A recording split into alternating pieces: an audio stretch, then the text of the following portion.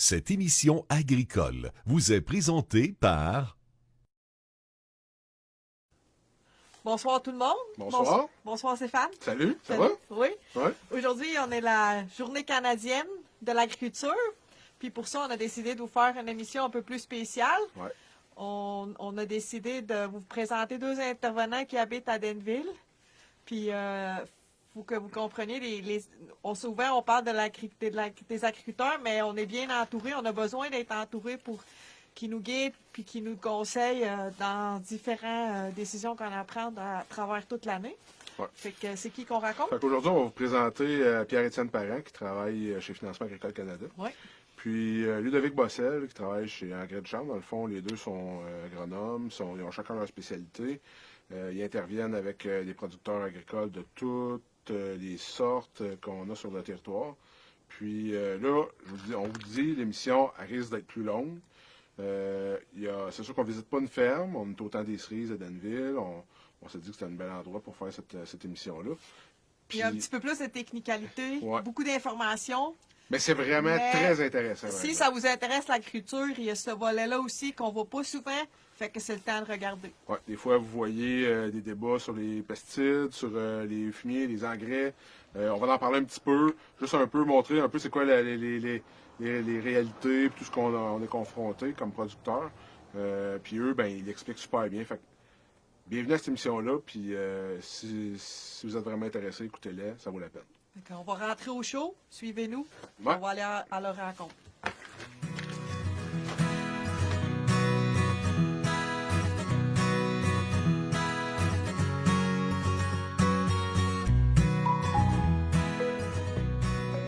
Bonsoir. Bonsoir, Ça Stéphane. va bien? Très bien. Ouais. Très bien. Ce soir, on se retrouve au temps des cerises. On trouvait que c'est une belle place là, pour faire une émission avec des gens comme vous qui sont pas nécessairement pas présents à ces fermes, ils sont pas agriculteurs, mais ils interviennent dans le milieu agricole. Fait que l'émission du lever au coucher du soleil, aujourd'hui c'est du lever au coucher du soleil, mais avec autour d'une bière. Du moulin et ça. Fait que, on va être se correct. prend bien. Ça se prend bien, hein? Très bien. Donc, Pierre-Étienne, Ludovic, merci d'avoir accepté de participer à l'entrevue. Ben, ça fait plaisir, Anita. À ce que je sais, vous êtes connu à l'ITA de Saint-Hyacinthe.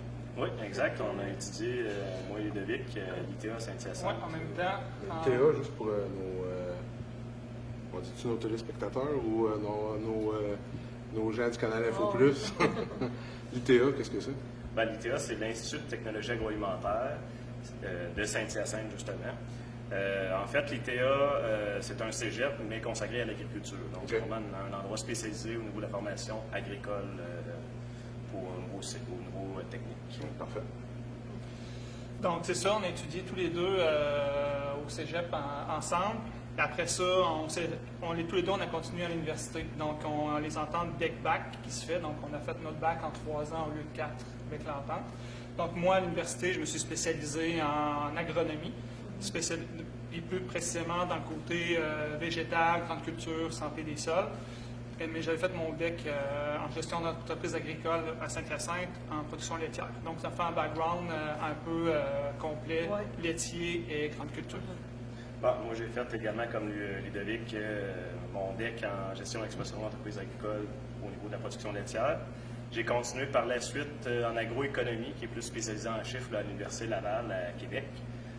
La même façon aussi avec le DEC-BAC qui nous fait économiser une année d'université. Donc, c'est vraiment une formule intéressante. C'est une formation aussi d'aller chercher le volet technique. On sort plus renforcé en tant qu'agronome au final, parce qu'on a eu vraiment le volet technique au niveau du cégep, puis ensuite le volet plus de sciences agricoles à Dans le l'Université fond, Laval. un DEX, si on peut dire, c'est plus le plancher des vaches. Tu sais, c'est plus le terrateur de l'agriculteur. Puis après ça, à l'université, c'est spécialisé pour aider, accompagner les producteurs. Souvent, on pouvait dire que le Exact. cégep t'apprend le comment faire, Ouais. puis l'université t'apprend le pourquoi qu'on fait ça. Oui, c'est ça. C'est un peu ça que... OK. Présentement, là, vous êtes résident de Denville et vous travaillez pour des entreprises qui œuvrent avec des agriculteurs de Danville et d'autres endroits. Là. Puis vous nous dire c'est quoi votre travail un petit peu? Oui. Où vous travaillez, tout ça? Ben, c'est ça. Moi, dans le fond, je travaille depuis 4 ans aux Engrais du Charme à Saint-Albert, OK. qui est une entreprise familiale qui offre dans la distribution et la vente d'intrants en production, autant de côté meunerie, alimentation, mais moi, je travaille vraiment dans le côté végétal. Donc, tout ce qui est semences, engrais, herbicides, puis il y a un volet agro-environnement qui est tous les dossiers, documents, des PAF, des plans agro-environnementaux de fertilisation que les producteurs sont obligés d'avoir selon le règlement. Donc, j'ouvre vraiment dans le secteur végétal. Puis mon entreprise que je travaille, ben, le secteur, c'est les Bois-Francs, mais c'est l'Estrie, on descend jusqu'à Saint-Camille, on va jusqu'à Bécancour, Clé-Civile, donc on a un grand territoire. On a un grand territoire. Mais tantôt, j'aimerais ça que tu reviennes avec ce que tu disais, les plans d'agrofertilisation, tout ça, qu'on en parle un petit peu plus. Ce serait intéressant. Oui. Donc, on parlera tout à l'heure. Ben oui. Toi, Moi, Pierre-Étienne? Pierre-Étienne, je travaille chez Financement Agricole Canada comme directeur des relations d'affaires. En fait, Financement Agricole Canada, c'est un organisme de services financiers. Donc, moi, je me déplace habituellement sur les entreprises agricoles là, pour répondre aux besoins de financement des agriculteurs. Parce qu'on sait dans l'agriculture, l'enjeu majeur maintenant, c'est d'avoir des capitaux. Ça demande beaucoup de capitaux pour produire des revenus là, en agriculture. Donc, mon travail, c'est d'évaluer les installations des producteurs, de les rencontrer, voir c'est quoi leur milieu de travail. Ensuite, c'est de voir au niveau du volet financier, regarder les états financiers avec eux, leur bilan, voir c'est quoi les projets qui s'en viennent dans l'entreprise, est-ce qu'il y a des transferts de ferme aussi qui s'en viennent. Et également, dans mon travail, comme je disais, c'est vraiment d'évaluer la capacité du producteur à gérer son entreprise. Puis ce qui nous distingue avec Financement Agricole Canada, c'est que contrairement à la Financière Agricole du Québec, nous, on est prêteur direct, tandis que la financière fait une garantie de prêt. Puis ensuite, le producteur se revient vers une institution financière pour aller chercher les sommes. Donc, ça résume là, l'organisme pour lequel je travaille. Toi, dans le fond, tu sais, dans l'élection où le lever au coucher du soleil, on essaie de présenter pas mal toutes les sortes de production, que ce soit les petits fruits, agneaux, laitiers, peu importe. Mais dans le fond, vous autres, vous travaillez avec tout. Ces genres de production-là, vous les aidez toutes? Ou... Oui, exact. Ben, moi, le territoire que je couvre, c'est à Tabasca et la région de l'Érable, puis Geffleur, Danville, l'Estrie. On finance tant une entreprise porcine que laitière, la canneberge, qui est une production présente dans le centre du Québec, pratiquement 100%. On a le sirop d'érable, on a tout ce qui est production animale autre là, que celle que j'ai nommée. On a également les terres à bois. Donc, on a un éventail là, de production là, avec qui on fait affaire. Là. Tout ce qui est de l'agriculture primaire, on finance ça. Parfait. Fait que si vous me permettez, on va faire une petite pause. On va faire une petite gorgée de bière, puis on va continuer par la suite.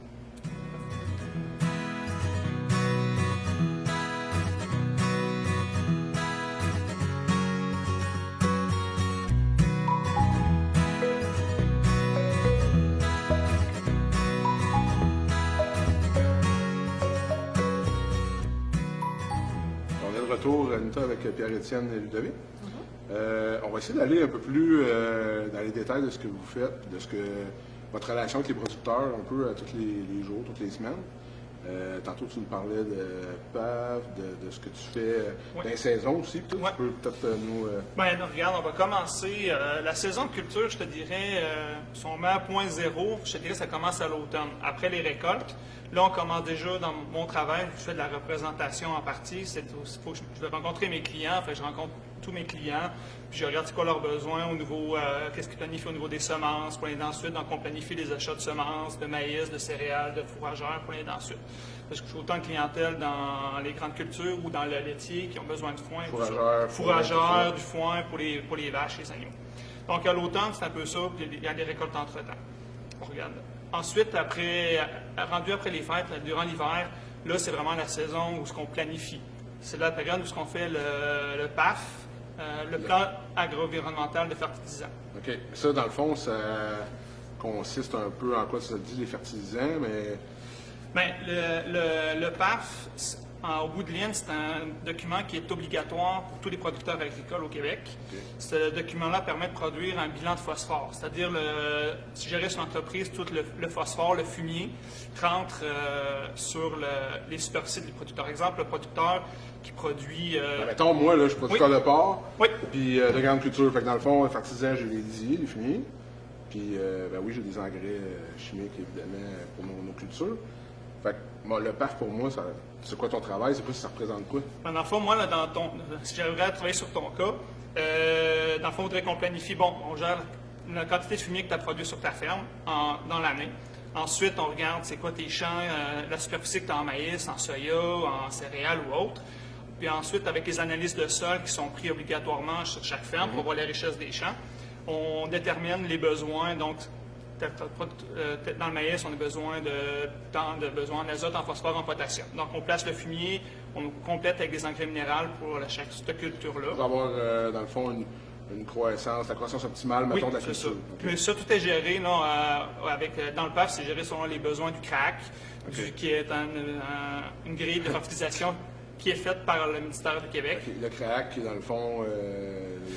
Le Centre de référence en agro-environnement agriculture du Québec. OK, quand même. Fait que la grille est mise à jour il y a gros des acronymes, Ouais. mais bref, c'est la même... c'est normé selon les analyses de sol. Donc, ça prend les analyses de sol, ça prend les analyses de fumier, on place tout le fumier, on complète avec les engrais minéraux. Puis à la finale, c'est qu'on fertilise tous les champs, selon chaque culture, selon leurs besoins. Okay. Et on s'assure d'apporter la bonne quantité d'engrais fumier ou minéral sans faire d'excès, sans dépasser. On est géré. Si le producteur, exemple, tu aurais trop de fumier selon ta superficie de terre, maintenant, ça prend des receveurs d'eau producteurs qui recevraient ton fumier pour qu'au final, le producteur soit en règle pour gérer tout son phosphore, son fumier correctement. Ça, dis-moi, est-ce que les recommandations, les quantités peuvent changer selon tu as des terrains en pente, tu as des terrains, des bandes riveraines, puis tout est proche des cours d'eau, des activités? Oui, il y a toute une réglementation au niveau protection des bandes riveraines, quand c'est un fossé, quand c'est une rivière, selon les pentes. Aussi les épandages rendus à l'automne. Okay. Il y a une réglementation, on ne peut pas mettre tout le fumier à l'automne, il faut que ce soit enfui, il y a un certain pourcentage à régler. Tout ça est géré justement pendant l'hiver pour quand le printemps arrive, le producteur, il a ça entre les mains, puis il sait ce qu'il fait pour respecter toutes les normes environnementales qui sont en normes au Québec à l'heure actuelle. C'est quand même, ça englobe beaucoup de choses, le PAF. Là. Oui. Puis ça, c'est à faire à toutes les années. Là. Oui, c'est fait à tous les ans pour tous les producteurs qui produisent une certaine quantité de fumier ou qui ont une certaine superficie en culture. Donc, tous les producteurs sont obligés de le faire à chaque année. Et le document final est remis aux producteurs, mais est remis aussi au ministère de l'Environnement qui font le suivi de tout ça chaque année. Donc, c'est vraiment réglementé. Ça, c'est vraiment le gros noyau de l'hiver qu'on prépare. C'est vraiment intéressant, par exemple. Oui, c'est intéressant. Puis chaque année, chez chaque producteur, il y a des petites contraintes. Ce qu'on se rend compte, c'est que les producteurs, en général, les fermes grossissent. Les dossiers viennent de plus en plus compliqués à gérer, de plus en plus de casse-tête là-dedans. Mais c'est quelque chose que j'aime. Ça, c'est ton hiver. Ça, c'est mon hiver. Puis là, tu arrives au printemps, puis l'été, la saison de la croissance. Oui, c'est ça. Fait que là, quand tu arrives le printemps, c'est le temps des semences. Donc, c'est le temps. Mon travail rendu au printemps, c'est vraiment d'accompagner les producteurs avec qui je travaille. Donc, je vais les aider soit à des calibrations de semoirs, les aider au niveau des semis. On fait beaucoup de parcelles, des essais pour voir les nouvelles variétés, les nouvelles sortes de maïs, les nouvelles sortes de soya. Puis ensuite, une fois que les semis sont faits, là, on tombe dans la saison des suivis de champs pour les herbicides, pour les mauvaises herbes. Donc, les herbicides, là, il y a bien des débats là-dessus. Oui. Mais comme moi, je mets ça n'importe comment, n'importe où.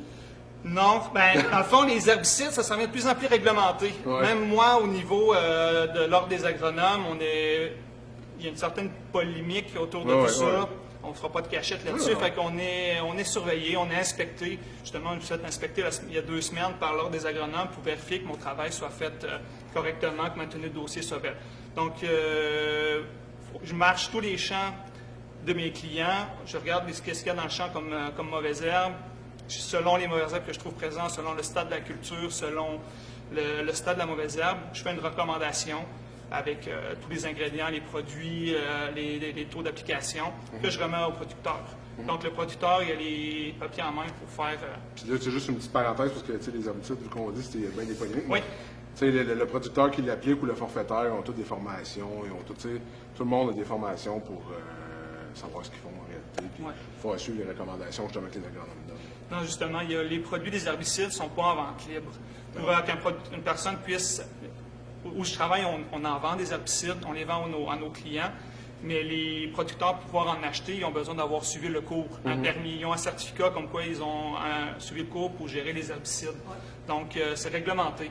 Puis, on est surveillé année après année par le ministère de l'Environnement pour que tout soit fait en lien. Fait que c'est de plus en plus sévère, de plus en plus on s'en va faire chez des produits qui sont un peu plus, je dirais, surveillés par le ministère de l'Environnement. Fait que là, en plus de faire une recommandation, il faut qu'on fasse une justification et une prescription comme on fait pour des médicaments. Le pharmacien peut le faire ou le docteur. Je pense que c'est approprié, c'est correct. Oui, c'est ça. On s'en va vers là, on s'en va vers quelque chose de plus... Fait que ça, c'est dans l'été, puis tu arrives après ça, l'automne. Oui, c'est ça. L'été, c'est des suivis de champs. S'il y a des problématiques, s'il y a des choses spéciales chez le producteur, on fait des suivis un peu plus d'agronomie s'il y a des problèmes d'insectes ou des problèmes de mauvaises herbes spéciales. Puis à l'automne, on revient là, justement les récoltes, puis on repart la roue dans l'autre sens. Moi, je trouve ça vraiment intéressant. Oui. Puis tu sais, quand on était chez vous, on voyait bien que les récoltes cette année, c'était pas facile. Là. Puis mais c'était pas juste pour les producteurs pour facile, là, pour vous aussi, comme la meunerie qui reçoit, c'est plus difficile aussi. Mais toi, sur le terrain, tu dois gérer des émotions aussi. Je te dirais que 2019 a été une année assez difficile tout au long de la saison. Les semis ont retardé, c'était long, les producteurs étaient beaucoup découragés, nous aussi. Ouais. Puis tout a été au ralenti, tout a été en décalé. Puis à l'automne, les récoltes, ça semblait... On savait que c'était pas merveilleux, puis là, il est arrivé le froid, il est arrivé le vent, il est arrivé des manques de propane, il est arrivé le prix des... il est arrivé beaucoup de choses cet automne, que autant les producteurs que nous, on a joué beaucoup psychologue. Mon travail cet automne, c'était beaucoup de remonter un peu le moral, de soutenir les clients. Mais moi, honnêtement, je trouve ça vraiment intéressant. Mais toi, Pierre-Étienne, ça t'arrive toujours psychologue une fois de temps en temps? Bien, également, dans mon travail, j'ai à intervenir au niveau souvent du plan émotionnel parce que quand il y a de la finance, souvent c'est très émotif. Souvent, les entreprises sont de génération en génération. Donc, pour vous donner un exemple, quand c'est le temps d'un transfert de ferme, quand les parents veulent céder à la relève, qui est souvent des enfants, ou bien ça peut être même une relève non apparentée, c'est ça, pas quelqu'un de la famille qui reprend l'entreprise, on a beaucoup à gérer l'émotion au niveau de l'argent. On sait que les fermes valent de plus en plus cher, puis c'est de plus en plus difficile de transmettre à la valeur marchande de l'entreprise, de la vente finalement. Donc, les parents doivent souvent accepter de faire un don à l'enfant. Puis ne pas oublier de se souvenir aussi que lorsque les parents ont acquis la ferme, souvent il y avait eu un don qui avait été fait par la génération précédente. C'est ça, le modèle habituellement en agriculture, c'est qu'on transmet l'entreprise avec un montant pour que les parents puissent se retirer, qu'ils vivent confortablement, mais jamais vraiment à la valeur marchande. Et également, s'il y a un jeune de la relève qui est non apparenté, qui ne vient pas de la famille, qui n'est pas un enfant direct, il y a souvent une partie qui a un don qui est fait par le producteur pour que son entreprise puisse continuer à opérer dans le futur. Dans le fond, des fois, ça doit arriver qu'il y a des producteurs qui présentent des projets d'envergure, mais que toi, tu vois, non, il n'y aura jamais la capacité d'y arriver, puis tout ça, puis toi, tu n'as pas le choix d'y dire. Mais pour le producteur, ça doit être dur de reconnaître ça, d'accepter de cette critique-là. Puis... Pour le producteur, aussi. Oui, exact. C'est sûr que c'est pas évident de refuser un client ou de dire à un client que son projet n'est pas viable ou qu'il n'a pas la capacité de le faire. Mais en même temps, c'est mon travail de bien lui expliquer le pourquoi aussi. Puis de faire des fois cheminer vers un autre type de projet également. Tu sais, des fois, à l'intérieur d'un projet, il y a toujours un sous-projet ou une partie du projet qui est réalisable. Donc, c'est vraiment de lui démontrer, tant financier qu'au niveau technique, de dire que peut-être qu'il faut qu'il se réoriente vers un autre projet. Et souvent, le producteur a besoin d'être encadré. Donc, on peut le diriger vers un conseiller en gestion, le diriger vers son conseiller technique au niveau des champs, d'alimentation. Des fois, même dans un projet d'envergure, on peut faire une rencontre multi qu'on appelle. Donc, il y a la personne au niveau des champs qui vient, la personne de l'alimentation, le conseiller financier, le conseiller en gestion. Tous les intervenants. Tous les intervenants agricoles. Ou de diviser le projet un peu plus par étapes. Exact. Mais ça reste la rencontre multi souvent. C'est tous les intervenants qui sont Ouais. qui encadrent le producteur. On se réunit, puis on parle un peu des enjeux du projet. Chacun émet son opinion, puis souvent on arrive avec une belle conclusion pour le producteur de faire des choses différentes. En tout cas, les gars, je trouve ça vraiment intéressant. Tu je sais pas ce que tu en penses, mais moi, Ben oui. vraiment, là, je trouve ça excellent. On va faire une autre petite pause, puis on revient avec la conclusion.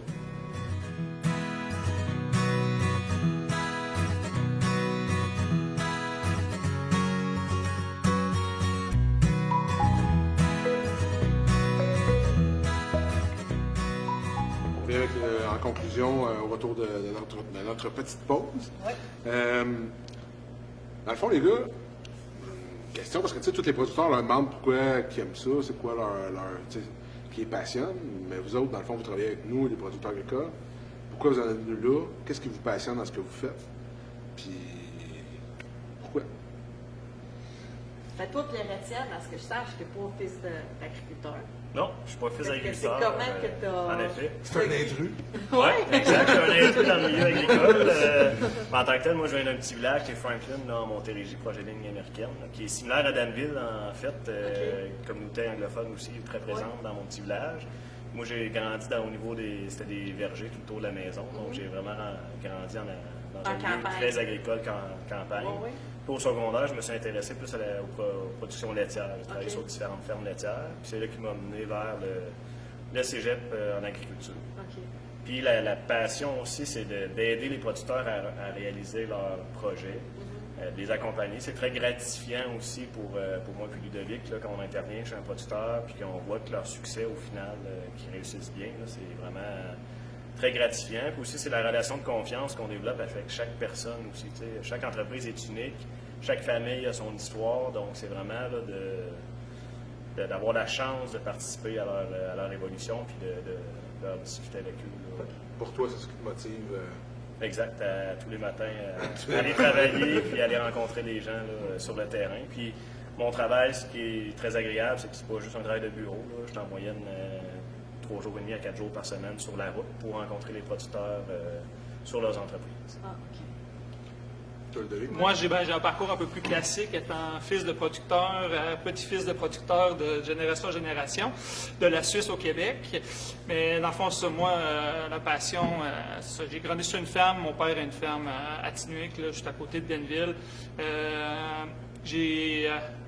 Depuis tout petit, je travaille sur la ferme. J'ai toujours un petit penchant, toujours un peu plus pour la machinerie, les champs. J'étais moins dans l'étable, c'est plus pour ça que le végétal. C'est pour ça que j'ai pu s'aligner à l'université plus dans le côté végétal. Fait que, tu sais, ma passion pour l'agriculture, je l'ai depuis tout petit. J'aime travailler dans ce domaine-là. J'ai travaillé sur la ferme longtemps. J'ai travaillé un petit peu au ministère de l'Agriculture après l'université. Mais là, depuis 4 ans, je suis vraiment plus sur la route avec les producteurs, de faire des suivis avec les producteurs. Puis, ce que j'aime de mon métier, c'est oui, je suis beaucoup dans le champ, sur le terrain. Je rencontre les producteurs, on regarde c'est quoi les projets, leur vision, qu'est-ce qu'ils veulent faire. Puis j'ai le petit côté scientifique, là, le petit côté, tu sais, faire du bureau. On parlait de PAF tantôt, de planifier ces choses-là. Ça, c'est des mathématiques. Ça, c'est des choses que j'aime. De planifier, de visionner, d'avoir une certaine planification à court, moyen terme. J'aime ça. De ce que j'ai vu, en tout cas aussi de toi, tu as l'air aimé aussi comme les essais au champ, tout ça. Ouais. Ces trucs-là. Le petit côté un peu recherche, un peu, on fait des essais, on regarde ce qui s'en vient, les nouveautés. Résoudre des problèmes. Résoudre des problèmes, ouais. Ce côté-là, c'est quelque chose qui me passionne, que j'aime bien. Puis on mélange ça avec l'agriculture, avec le côté agronomique des choses. C'est tellement grand. Quand on tombe dans le végétal, là, oui, tu as les variétés, tu as les herbicides, tu as les engrais, tu as les problèmes de sol, les problèmes physiques, la compaction, le drainage. C'est vaste. Fait que c'est un milieu qui bouge beaucoup. Puis si on regarde l'agriculture il y a 25 ans, puis l'agriculture aujourd'hui, même l'agriculture il y a 10 ans, puis aujourd'hui, ça... Depuis que vous êtes sorti de l'université, ça... jusqu'à aujourd'hui, ça a déjà Ça énormément bouge changé. rapidement. Là, aujourd'hui, si on regarde ce qui se fait comme technologie en agriculture, c'est incroyable. Fait que c'est un milieu qui bouge, qui est vivant. Puis, oui, on le voit pas tout le temps au day-to-day. Des fois, c'est long, ça s'implante sur le terrain, mais c'est quelque chose Travailler en agriculture, normalement, c'est pas toujours routinier, normalement. C'est Non. assez... On a une chance d'avoir une belle latitude, je pense. Chacun de nos employeurs nous laisse une grande latitude dans notre quotidien. Donc, nos journées sont jamais pareilles. Non. Autant on peut s'attarder chez un producteur plus longtemps que prévu, mais au final, on va avoir réussi à bien le servir. Puis Ouais. c'est ce qui est agréable dans notre métier. C'est pas des journées qui sont routinières non plus. Ouais, puis je te dirais, on développe une certaine relation avec la clientèle, avec les producteurs, qui sont des fois qui viennent même plus que relation client. C'est une relation un peu plus humaine, comme avec la famille. Je ne l'ai pas connu comme représentant, mais je l'ai connu comme fils de producteur avec les anciens représentants qui venaient, je les ai connus, j'étais tout petit, puis ils nous ont vu grandir, on voyait voir passer des générations. Fait que c'est un milieu qui est vraiment humain. Ben, en tout cas, encore une fois, c'était vraiment intéressant. Merci d'avoir accepté notre invitation de Vraiment, venir merci beaucoup. jaser agriculture. Ça fait différent que d'être sur une ferme, mais c'est tellement intéressant. Puis, j'aimerais ça remercier Patrick et Martine du Temps des Cerises pour eux qui prennent souvent des produits locaux de producteurs du coin. Puis, le Moulin 7 pour nous avoir permis de prendre une petite bière. Fait qu'on va faire un petit toast. Merci à vous autres. Merci. Puis, à la prochaine. Bonne continuité. Merci. Merci. On se revoit bientôt. À bientôt.